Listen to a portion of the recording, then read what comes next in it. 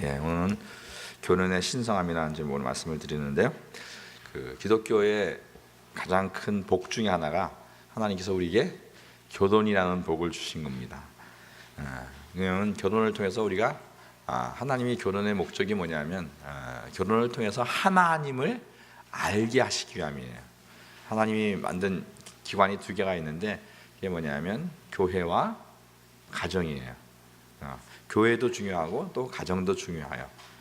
근데 특별히 이제 가정을 통해서 하나님의 사랑을 또 더 깊이 알게 하시는 것입니다. 그러니까 이제 근데 우리가 이제 사랑을 하는데 하나님의 사랑은 어떤 사랑이냐면 제가 그 삼위일체 하나님에 대해서 설명할 때 그런 얘기를 했죠. 언약적 사랑이라 이런 말씀을 드렸어요. 그러니까 기독교의 사랑은 언약적 사랑이랄 때 그 언약적 사랑이라는 것은 그 다른 말로 또 존재적 사랑이라 이런 표현으로 씁니다. 그러니까 그 사랑의 근거가 뭐냐면 행위가 아니라 사랑의 근거가 존재라는 것이죠. 하나님은 사랑으로 존재하세요. 하나님 뭘로 존재하신다고요? 사랑으로 존재하시기 때문에 삼위일체셔야 되고요. 그다음에 또 근데 그 존재하시는 그 하나님이 삼위일체로서 존재하시면서 또 그 사랑으로 그것을 존재를 표현해내세요. 그래서 그 하나님은 사랑이라 할 때 그 하나님은 존재가 사랑이시고 또 그 사랑이 존재가 사랑으로 표현되고 이런 것이 이제 우리 하나님이신데 그 하나님의 형상을 따라 인간을 지었거든요. 제가 이제 성경 공부 시간에 그런 얘기를 하는데 우리가 하나님께서 창세기 1장 12, 26절에 보면 우리의 형상을 따라 우리의 모양대로 사람을 창조하시되 남자와 여자를 창조하셨다 이렇게 말씀합니다. 근데 그러면 제가 그렇게 묻죠. 남자가 하나님의 형상이냐 여자가 하나님의 형상이냐 했을 때 뭐가 하나님의 형상이라고요? 들으신 분들은 남자 여자 같이 하나님께서 하나님의 형상은 우리의 형상이에요. 우리라는 건 복수거든요. 성부, 성자, 성령의 우리 복수의 형상을 따라 하나님이 자기 형상을 지었어요. 근데 그 우리의 형상을 따라 복수를 지었어요. 이게 남자와 여자. 그러니까 남자만도 아니고 여자만도 아니고 남자 여자 같이가 하나님의 형상인 거예요. 그래서 왜 그 남자 여자가 같이 하나님의 형상이라는 것은 하나님의 사랑이 남자 여자 같이 사랑을 나눔을 통해서. 근데 남자 혼자 사랑할 수 없잖아요. 여자 혼자 사랑할 수 없잖아요. 남자 여자 같이 사랑하는 것. 그러니까 인간이 가장 복된 것 아까 그랬죠. 복된 것이 뭐냐면 가정을 꾸리는 것인데 가정을 꾸림을 통해서 뭘 배우냐면 하나님을 배우는 거예요. 그러니까 하나님을 배우는데 성부 하나님과 성자 하나님과 그 영원히 다르다 이렇게 표현했었죠. 근데 영원히 다르신 그 하나님이 어떻게 하나 되시냐면 사랑으로 하나 되는 거거든요. 그러니까 남자 여자는 달라요. 처음에는 그 결혼 생활 처음 시작하면 뭐예요? 다른 게 좋아요. 좋다고 했는데 그땐 사랑의 감정이 있을 때는 다른 게 좋아요. 근데 그 사랑이 감정이 식으면 그 다른 게 너무 힘이 들어요. 근데 그 다른 게 너무 힘이 드는데 그것을 뭘로 극복하냐면 사랑으로 극복해야 되는데 그 사랑은 어떤 사랑으로 극복하냐면 그 언약적 사랑으로 극복해야 돼요. 그러니까 부부가 뭘로 이루어지냐면 언약으로 이루어지잖아요. 그러니까 부부가 언약으로 이루어짐을 통해서 지난번 성부, 성자, 성령 하나님도 언약으로 이루어지고 또 부부도 언약으로 이루어져요. 그러니까 이 존재를 바꾸는 것이 두 가지가 있다겠죠. 하나는 창조, 다른 하나는 언약. 언약을 통해서. 그러니까 부모와 자녀 사이는 창조적 관계고 부부 간의 관계는 어떤 관계예요? 언약적 관계. 애들이 말을 안 듣고 너 내 자식 아니다 하고서도 저녁에 되면 뭐예요? 밥 해주고 또 빨래 다 해주고 이놈의 자식 나가 죽으라고 그렇게 하시는 분들이 있던데 그렇게 해고서도 뭐예요? 그 다음 날 또 저녁에 안 들어오면 이 음식이 또 왜 안 들어왔냐고 또 왜? 내 자식인 걸 어떻게 부인할 수가 없어요. 왜? 창조도 관계는 그래요. 근데 마찬가지로 제가 이제 목사니까 이 어르신들도 상담할 때가 있어요. 그럼 나이 드시면 60이 넘으신 분들 이렇게 막 상담하면 뭐 남편 뭐 이리 욕하고 저리 욕하고 막 하다가 뭐 또 저 빨리 가야 돼요. 뭐는데 뭐 바쁘세요? 응? 밥하러 가야 돼요. 그러니까 이게 부부가 그냥 그 언약으로 맺어진 건 뭐예요? 막 욕을 하고 막 해도 그 언약적 사랑 때문에 뭐예요? 그게 뭐예요? 그리고 이제 목사가 잘못했다가 뭐예요? 그 남편 욕하는 걸 거기다 맞장구 쳤다 했잖아요. 그 교회는 이제 떠나는 겁니다. 왜요? 아니 왜 내가 내 남편 욕하는 건 되지만 뭐예요? 아니 목사님이 뭔데 내 남편을 욕하느냐는 거죠. 그게 절대 맞장구 치면 안 되는 거예요. 예, 그 언약적 사랑은 어떻게 바뀌어지는 게 아닌 거예요. 그래서 이 결혼은 뭘로 맺어지냐면 언약으로 맺어진다 이렇게 얘기했죠. 그러니까 언약으로 맺어진다는 것은 언약을 어떻게 맺는다 그랬죠? 짐승을 잡아가지고 둘로 나눠요. 그래서 둘이 손붙잡고 중간에 이렇게 지나가요. 이게 이제 원래 구약의 맹약이라는 것을 맺을 때 국가와 국가 또 어떤 사람과 사람과의 언약을 맺을 때는 그렇게 맺어요. 그러니까 그럼 무슨 뜻이라고요? 언약은 죽음 외에는 띄어놓을 수 없다는 거예요. 죽음 외에는 띄어놓을 수 없어요. 그래서 이제 하나님과 우리 인간도 언약의 관계로 맺어져 있고, 그래서 부부는 언약으로 맺어졌을 때 죽음 외에는 가다놓을 수 없음을 말씀을 하고 있는 것입니다. 그래서 근데 오늘 그 본문을 보면 본문의 시작이 이렇게 돼 있어요. 또 일렀을 때 누구든지 아내를 버리려거든 이혼 증서를 줄 것이라 하였으나 이렇게 얘기해요.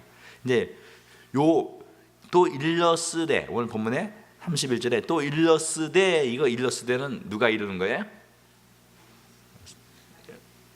네? 서기관들과 바리새인들의 교훈이라 제가 그런 전에 그 말씀을 드렸죠. 그러니까 오늘 마태복음을 얘기할 때 여기 보면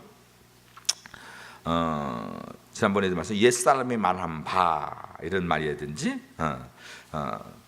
너희가 들었으나 이런 말, 또 일렀으되 이것도 뭐냐면 그 예수님이나 하나님 말씀이 아니라 그 당시에 바리새인들의 교훈인 거예요. 그 바리새인들의 교훈은 뭐예요? 누구든지 아내를 버리려거든 이혼 증서를 주어서 뭐예요? 이혼해라 이런 거예요. 근데 지금 이 바리새인들의 뉘앙스는 뭐냐하면 이혼을 할 수 있다. 그다음에 뭐 하면 이혼 증서만 주면 얼마든지 이혼을 할 수 있다라는 이런 뉘앙스로 지금 말을 하고 있는 거예요. 그러나 예수님은 말하면 나는 너희에게 이르노니 누구든지 음행한 연고 없이는 아내를 버리려면 이는 가늠합니다. 이렇게 써요. 그러니까 음행한 연고 없이는 뭐예요? 뭐 할 수 없다? 이혼할 수 없다 이런 얘기를 하고 있는 것입니다. 그리고 이것은 뭐냐면 아까 그랬죠. 언약이라는 것은 이건 누가 맺어주는 거냐면 하나님이 맺어주는 거예요. 누가 맺어준 거예요? 하나님. 그러니까 하나님 맺어준 건 마태복음 19장 6절을 한번 보겠습니다. 그래서 마태복음 19장 6절 원칙을 좀 보겠습니다. 마태복음 19장 6절 말씀을 보면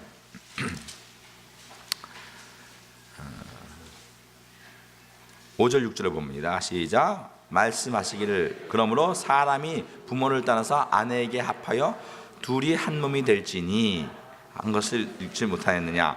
그런즉 이제 둘이 아니요 한 몸이니 그러므로 하나님이 짝지어 주신 것을 사람이 나누지 못할지니라. 많이 듣는 오늘 결혼식장에 가면 많이 듣는 말씀이죠, 그죠? 하나님이 짝지어 주신 것을 사람이 나눌 수 있다 없다. 그러니까 하나님보다 높은 사람이 있으면 나눠도 돼요. 그러니까 하나님 앞에 높은 사람한테 가서 뇌물 주고 좀 나눠달라고 하면 되는데 하나님보다 높은 분은 없어요. 그러니까 하나님이 짜주는 것은 사람이 나눌 수 없다는 것이 전제된 거예요. 그리고 여기 이제 우리 여기 청년들이 왔으니까 그 앞에 5절도 좀 한 가지 그냥 보고 넘어가는데 말씀하기를 그러므로 사람이 부모를 떠나 아내와 합하여 둘이 한 몸이 될지니 이렇게 얘기합니다. 그러니까 결혼하려는 첫 번째 조건이 뭐예요? 부모를 떠나야 돼요. 여기 이제 청년들이 있는데 우리 자매들은 절대 마마보이한테는 시집가면 안 돼. 딱 봐서 이게 마마보이다 그러면 싹수가 노래. 그런 남자한테는 절대 가면 된다 안 된다? 희나 알았어? 응? 딱 그게 내 말보다 엄마 말, 우리 엄마가 뭐랬다 뭐 이런 얘기를 한다 그러면 단칼에 그냥 잘라버리는 거예요. 그러니까 마마보이한테는 그거는 왜? 마마보이는 결혼이 안 돼요. 왜 결혼이 안 돼요? 누구한테 붙어 있는 거예요? 엄마한테 붙어 있는데 부모를 떠나야지 이쪽에서 붙잖아요. 이게 양쪽 다 붙는 건 양쪽 다 붙는 건 뭐예요? 이건 간음하는 거예요. 그러니까 뭐가 육체가 간음하는 게 아니라 정신이 간음하고 있는 거란 말이에요. 그러니까 결혼을 딱 하면 뭐예요? 엄마가 중요하다, 아내가 중요하다. 아내가 중요한 거예요. 또 자매들도 친정 엄마가 중요하다, 친정 아빠가 중요하다, 남편이 중요하다. 예, 이게 당연한 거예요. 친정 부모님을 부인이 시아버지, 시어머니를 욕을 한다 했을 때 그것에 대해서 뭐랄까 화를 낸다 안 낸다? 할렐루야. 경험에서 나오시겠어요. 그건 내 일이 아니에요. 왜 남 욕하는데 뭐요? 부부는 하나고 부모는 뭐예요? 떨어졌으니까 남이잖아요, 그죠? 그러니까 이거 부부가 이제 하나. 그러니까 부모를 떠나는 게 일단 우선이에요. 부모를 안 떠나면 결혼이 안 되는 거예요. 그래서 모든 고부간의 갈등은 어디서 생기냐면 이 중간에 어정쩡한 것 때문에 생기는 거예요. 남자가 누구 편만 들으면 돼요? 결혼하면 아내 편만 들으면 되는 거예요. 근데 제가 결혼 초기에 그걸 못 해가지고 엄청 혼났어요. 그러니까 무조건 결혼하면 남자는 누구 편 든다? 제호. 아내 편만 들 거야? 그건 자매들 이런 사람은 괜찮은 거예요. 그러니까 그다음에 그 부인들은 뭐예요? 친정 엄마 남편이 당신 왜 엄마 당신 부모님 왜 그래? 이래도 뭐예요? 거기에 토달지 마시고 우리 부모가 좀 그래 이게 넘어가셔야 되는 거예요. 그럼 왜? 친정 부모는 뭐예요? 남이에요. 남 아셨어요? 부부는 하나고 부부는 뭐라고요? 부부는 하나가 되는 거예요. 그러니까 그렇게 돼야지 이제 하나가 돼야지 내 친정 부모도 내 부모가 되고 시어머니도 내 어머니가 되는 거예요. 그러니까 두 사람이 뭐 하나가 안 됐는데 그럼 남의 엄마가 되는 거잖아요. 먼저 두 사람이 뭐가 돼야 돼요? 원리가 하나가 되어야지 시어머니도 내 어머니가 되고 친정 어머니가 내 어머니가 돼요. 그러니까 내 아들이라고 자꾸 하면 뭐예요? 아들이 결혼이 안 되잖아요, 그죠? 결혼이 하면 뭐예요? 나는 뭐예요? 남의 며느리잖아요. 며느리인데 내 며느리가 아니라 남의 며느리, 남의 집사람이란 말이에요. 그러나 자식아 내 아들과 하나가 되면 그때부터 뭐예요? 진짜 내 며느리가 되고 내 남편이 내 사위가 되는 거예요. 그러니까 떠내 보내야지 뭐가 되는 거예요? 떠내 보내야지 자식을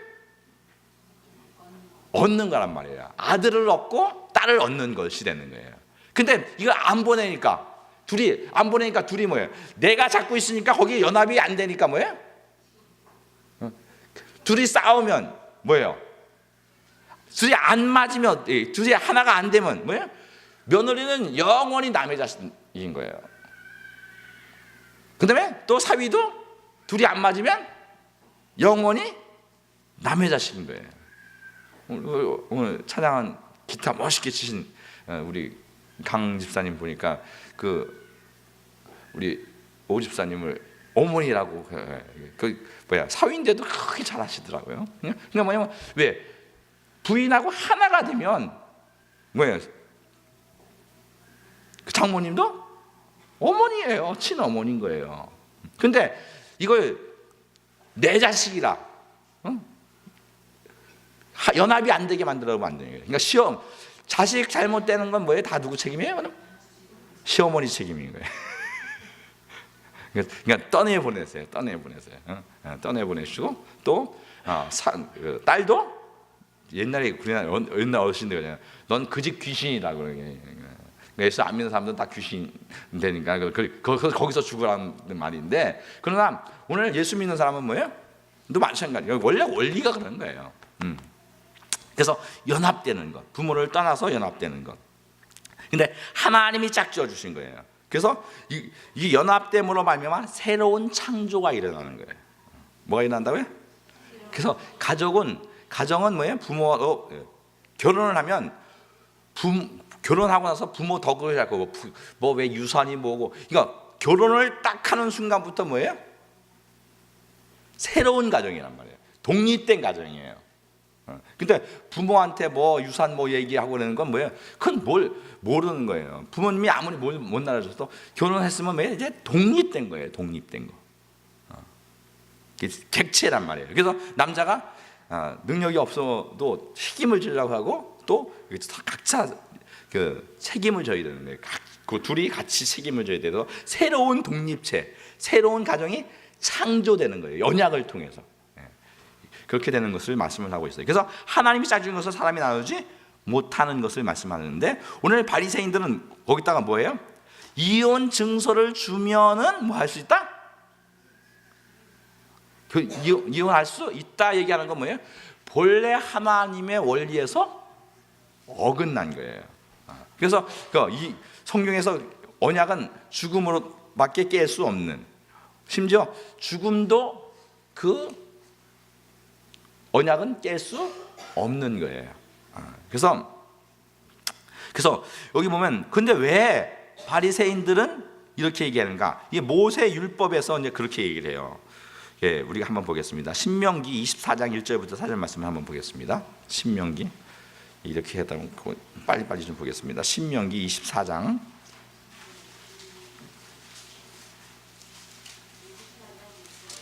1절부터 4절. 신명기 24장 1절부터 4절. 제가 한 절 여러분들 한 절 교독합니다.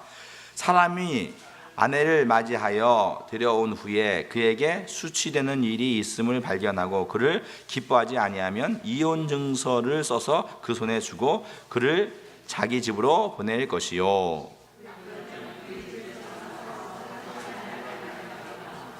그의 둘째 남편도 그를 미워하여 이혼 증서를 써서 그 손에 주고 그를 자기 집에 보내거나 또는 그를 아내로 맞이한 둘째 남편이 죽었다 하자.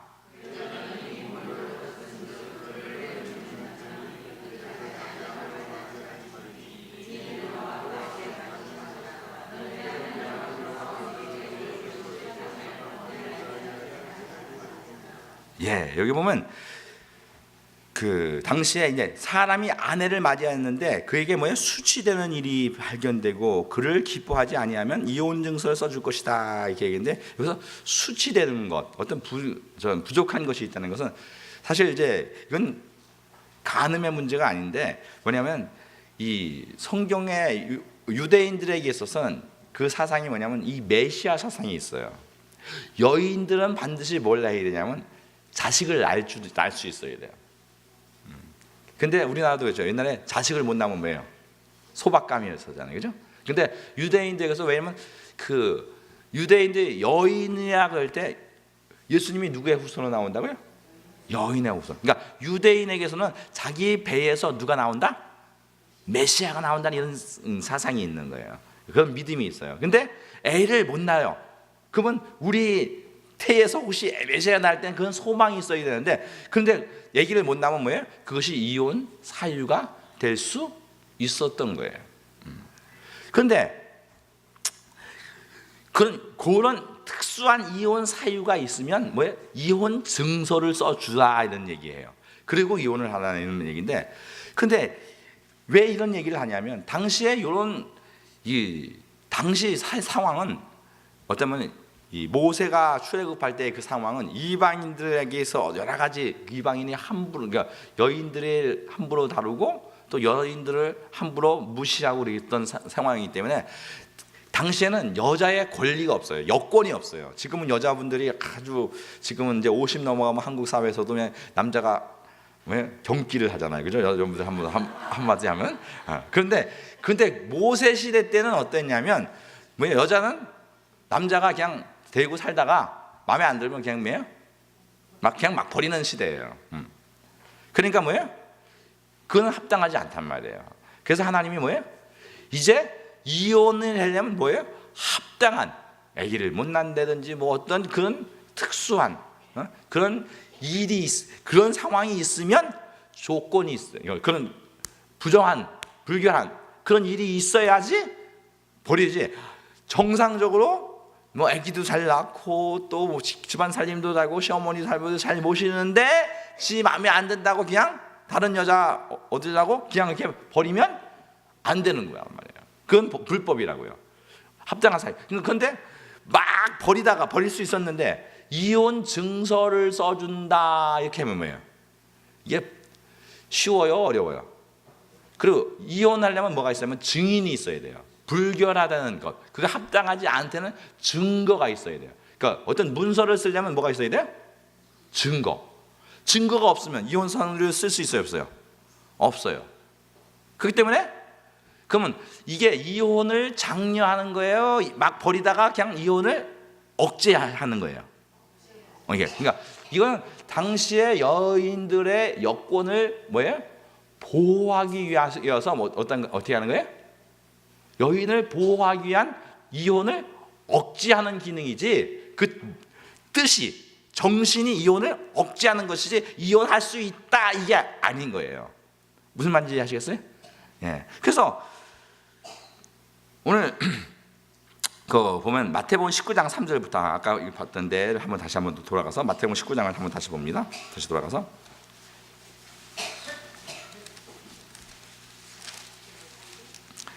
19장 3절부터 보면 3절부터 이렇게 제가 있습니다. 바리새인들이 예수께 나와 그들을 시험하여 이르시되 사람이 어떤 이유로든지 그 아내를 버리는 것이 옳으니까. 예수께서 대답하여 이르시되 사람이 지으신 이가 본래 그들을 남자와 여자로 지으시고 말씀하기를 그러므로 사람이 부모를 떠나 아내와 합하여 둘이 한 몸이 될지니라 하신 것을 읽어보지 못하느냐. 그런즉 이제 둘이 아니요 한 몸이니 그러므로 하나님이 짝져준 것을 사람이 나누지 못할지니라. 여짜오되 그러면 어찌해요 모세는 이혼 증서를 주어서 버리라 명하였나이까.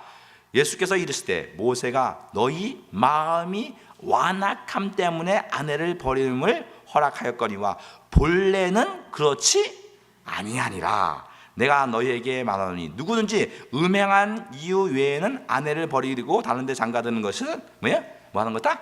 간음하는 것이다. 그러니까 아내를 버리는 것이, 그러니까 오늘 모세는 왜 그래요? 너희들이 뭐 하기 때문에?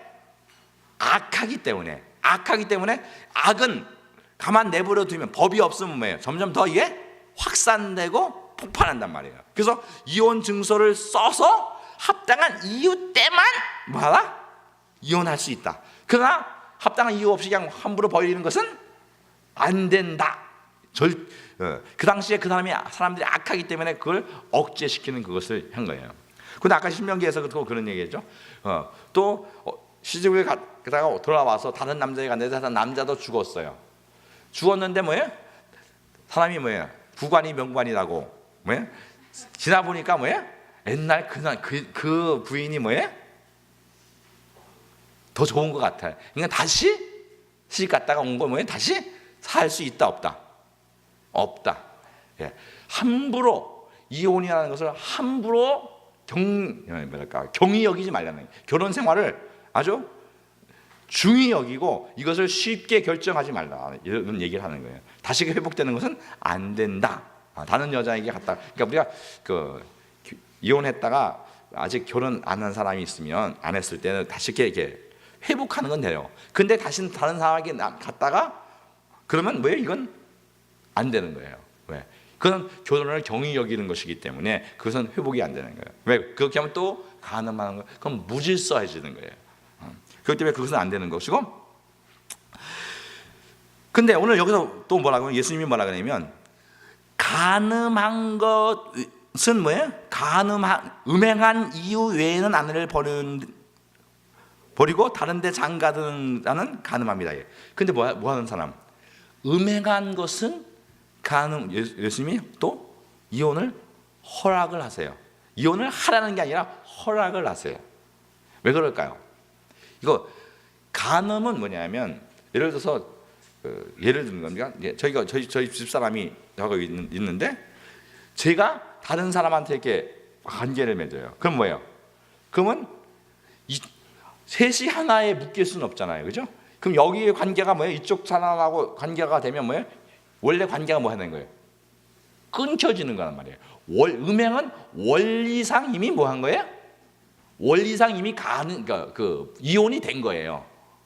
간음을 하게 되면. 이해하시겠죠?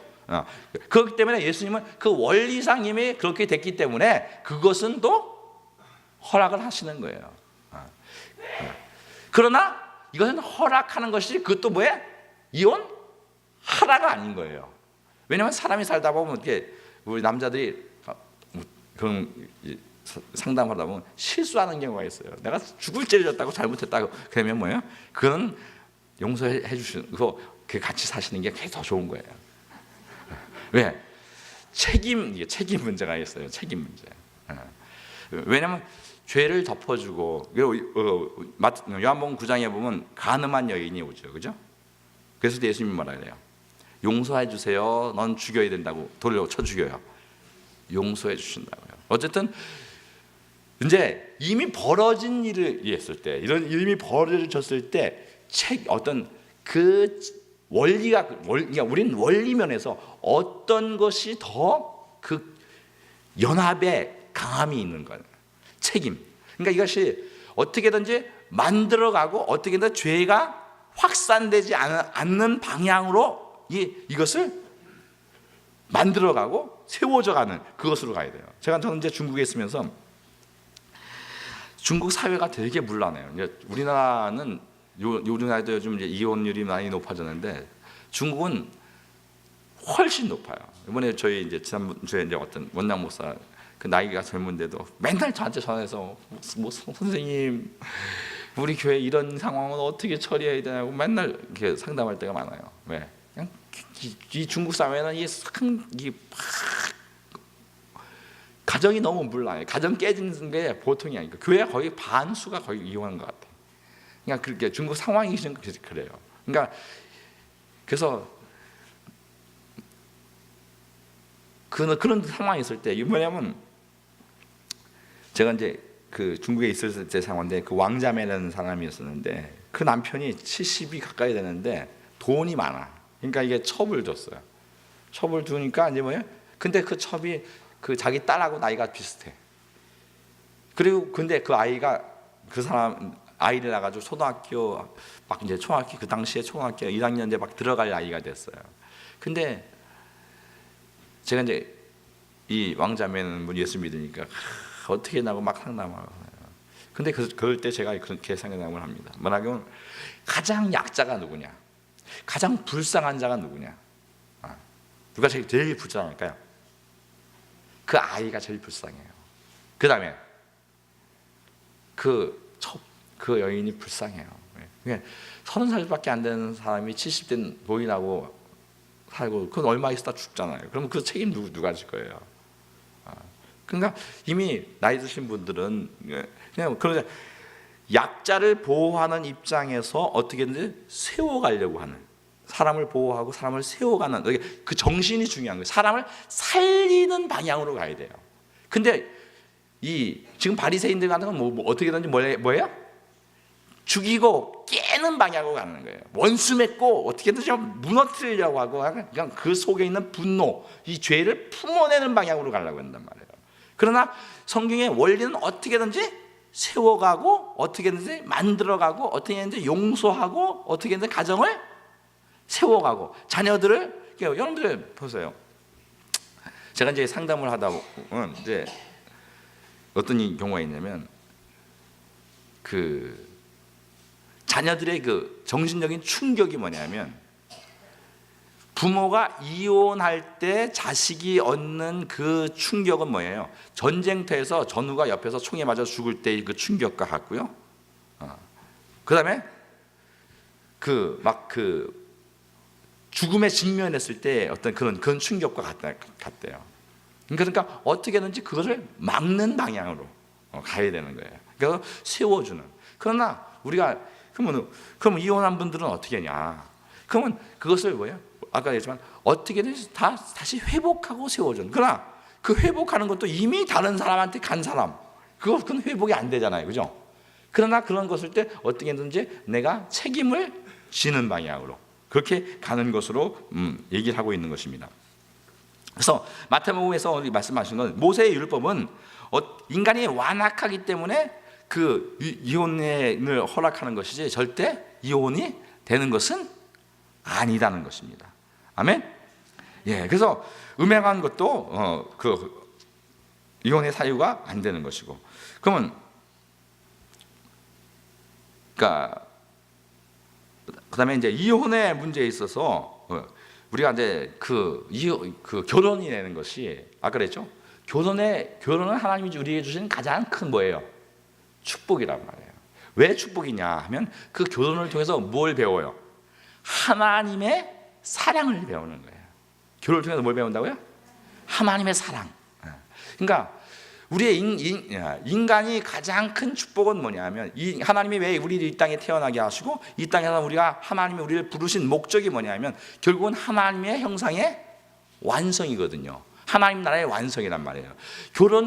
결혼을 통해서 그냥 이 땅에서 잘 먹고 잘 살고 행복하게 사는 그게 목적이 아니라 그 결혼을 통해서 우리의 영혼이 완성돼 가고 우리의 믿음이 완성되고 하나님 나라가 완성되는 거예요. 근데 그러면 그 하나님 나라에서 하나님의 사랑을 배우는 거란 말이에요. 근데 하나님의 사랑은 어떤 사랑이냐면 아까 말씀하지만 뭐예요? 영혼이 다르신 분이 그것을 영원히 사랑으로 감싸 안는 거잖아요.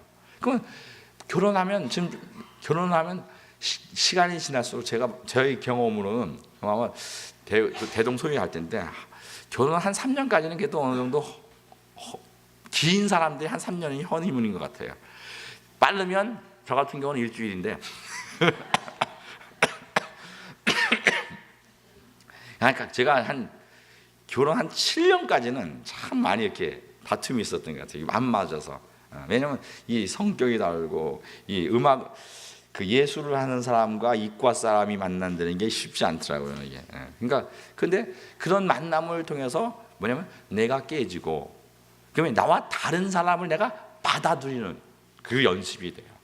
그러니까 사랑은 뭐냐면 상대방을 변화시켜서 내 사람으로 만드는 게 아니라 내가 변화되어서 상대방에 맞추는 거잖아요. 그러니까 하나님이 우리를 사랑하셔서 하나님의 영광 가운데 우리를 오신 것이 아니라 그분이 육신을 입고 낮게 오셔서 우리 수준에서 우리에게 맞춰주는 일을 해요. 그죠? 근데 그것을 하는 것이 그 하나님의 사랑을 배우는 가장 큰 장소가 가정이에요. 특별히 부부예요. 그러니까 부부가 뭘로 맺어진다고요? 언약으로 맺어지는 거예요. 언약으로 맺어진 건 뭐예요? 이건 깰 수 없어요. 깰 수 없으니까 죽는 것 외에는 뭐예요? 안 깨지니까 어떻게 돼요? 살아야 되잖아요, 그죠? 살려면 어떻게 돼요? 사람이 그러니까 상대방을 몽둥이로 때린다고 변해요? 안 되잖아요. 어떻게 돼요? 내가 변하는 수밖에 없어요. 내가 변해서 내가 하나님의 사람이 되어가는 방법밖에 없거든요. 그러니까 나와 안 맞고 나와 성격도 안 맞고 또 밥 먹는 습관도 안 맞고 또 어떨 땐 제가 그 전에 그랬죠. 제가 이제 밥 먹을 때 시골에서 컸으니까 밥 먹을 때는 언제나 책상 다리 하고 먹었잖아요. 그러니까 이 집에 이제 식탁이 있으면 이 다리가 자꾸 이 식탁 위로 올라가는 거예요. 이렇게. 그러니까 식탁이 자꾸 올라가면 이게 밥에서 냄새가 나니까 이거 내리는데 10년 걸렸어요. 근데 요 10년 걸린 게 아니라 지금도 가끔 올라와요. 지금도 가끔 올라오는데 이게 뭐냐면 그런데 이런 것을 근데 처음에는요 그거 좀 내리라는 소리가 아니 왜 자유를 침범하냐는 거죠. 아니 남의 자유 아니 밥 먹는데 다리 올릴 자유도 없냐 이거죠. 근데 결혼하면 자유 없어요. 그것도 포기해야 되는 거예요. 그걸 포기해야지 이게 내가 바뀌어야 돼요. 그러니까 내가 변화됨을 통해서 뭐야? 하나님의 사랑을 봐요. 하나님의 사랑은 하나님이 바뀌셔서 우리에게 오셔서 우리를 사랑하시지 너 나한테 맞추라 이렇게 하시지 않으세요. 인간이 하나님께 맞추려면 우리는 영원히 천국 갈 수 없어요. 하나님이 낮게 오셔서 하나님이 우리에게 찾아오셔서 하나님이 변화돼서 우리를 맞춰주시거든요. 그러니까 오늘 결혼을 통해서 특별히 다른 단체 뭐 학교나 어떤 군대나 직장이나 뭐 이런 데는 어때요? 어떤 과정을 마치면 뭐예요? 자기 이익만 얻으면 뭐예요? 그건 짜이젠. 그러니까 거기서 나오면 돼요. 근데 부부는 죽을 때까지 뭘 맺었다고요? 언약을 맺었으니까 이게 어떻게 돼요?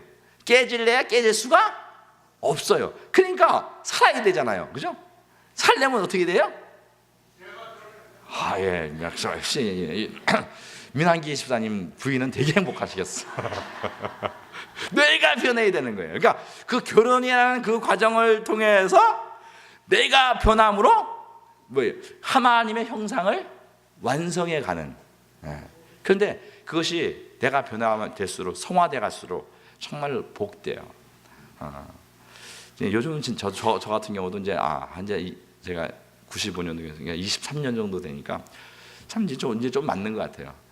얼마 전까지는 이제 애들 때문에 싸웠는데 애들이 이제 그 중간에 끼어들지 않게 되더라고요.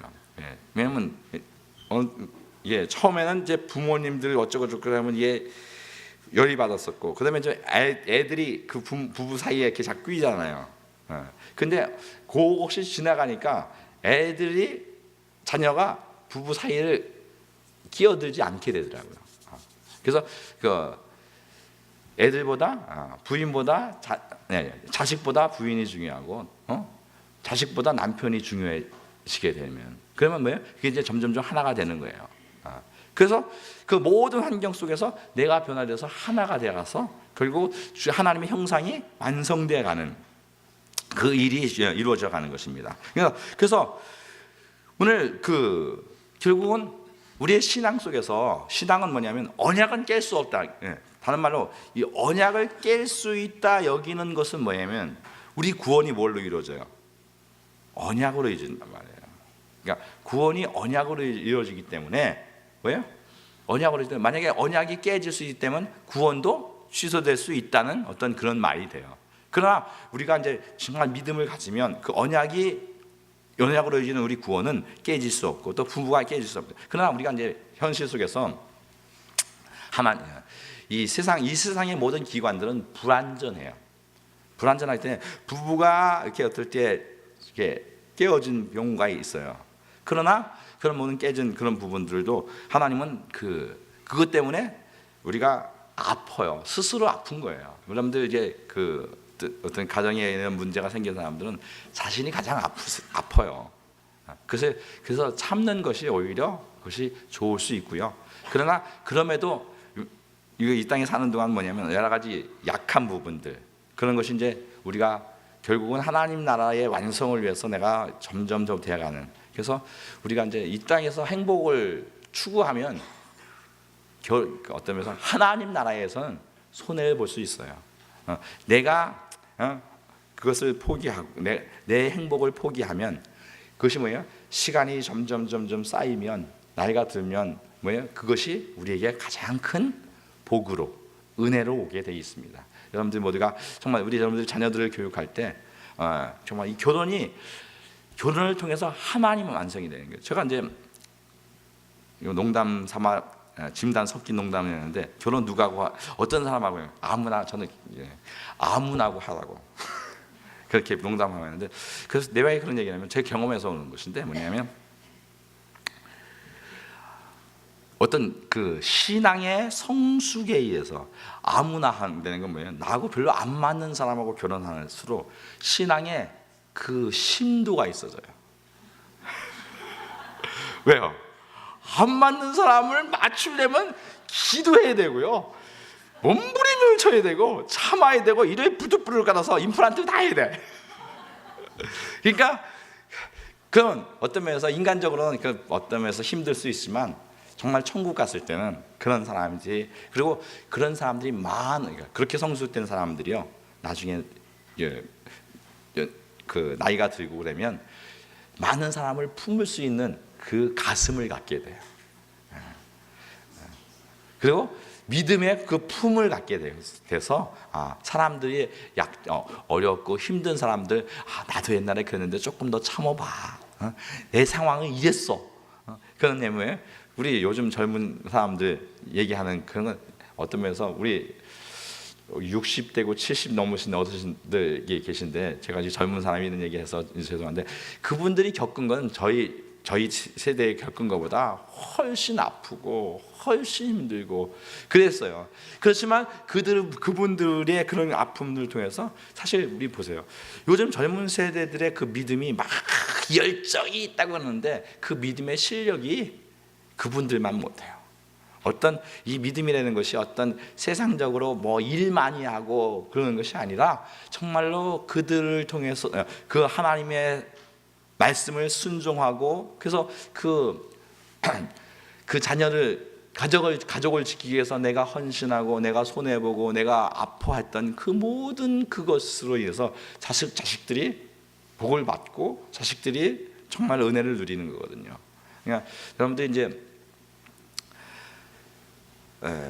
꼭 그런 건 아닌데, 어떤 제가 중국에서 있을 때는 이제 제가 그 이혼도 거의 어떤 면에서 그 유전되는 경우가 참 많아요.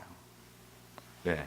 그것을 부모가 조금 참는 것을 보여줬으면 자식에게도 그 참음이 이게 믿음으로 가거든요. 근데 꼭 그런 건 아니에요. 그러나 자기가 그 믿음을 지켜서 하면, 그러나 여러 가지 상황이 여러 가지 다르기 때문에 뭐라고 천편일률적으로 얘기를 할 수 없어요. 제가 여기서 얘기하는 것은 바울이 그러죠. 이것은 주께서 명하는 것이 아니라 내가 너희에게만 한다, 이런 얘기를 하죠. 이것도 그러니까 성경에서는 원리상으로서는 제가 얘기를 하지만, 그러나 여러 가지 많은 상황 속에서 어떻게든지 그 하나님의 교회, 하나님의 사람들이 세워져 가서 교회가 세워져 가고 또 가정을 세워져 가는 것을 통해서, 그러니까 교회도 마찬가지예요. 교회도 이제 제가 그런 말씀하죠. 교회 자체를 키우는 것이 목적이 돼서는 안 돼요. 교회가 많은 어려운 사람들이 오더라도 우리 교회에 어떤 마음에 안 들고 교회에서 골칫덩어리 사람들, 그런 사람들은 그냥 우리 교회에서 다 나갔으면 좋겠다, 그게 아니고요. 그 사람들이 있음으로 말미암아 우리의 뭐가 자라가요? 믿음이 자라요. 왜? 내 마음에 안 들고 그 꼬투리 잡는 사람들, 그런 사람들이 있어줌으로 말미암아 그 사람을 참으려면, 그 사람을 품으려면 뭘로? 하나님의 사랑이 있어야 되는 거예요. 그러니까 하나님의 사랑은 뭐예요? 하나님의 사랑은 내가 하나님을 사랑해서 사랑하는 것이 아니라 뭐예요? 하나님이 왜 우리를 사랑해요? 사랑이시니까. 우리가 남편을 사랑하고 아내를 사랑하고 이웃을 사랑하는 것은 뭐예요? 내가 사랑의 존재가 되는 거거든요.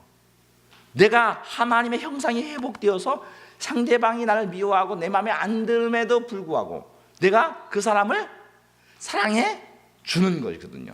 그래서 왜? 네 안에 네 안에 그리스도의 형상이 자라간 만큼만 그 일을 할 수 있는 것이잖아요.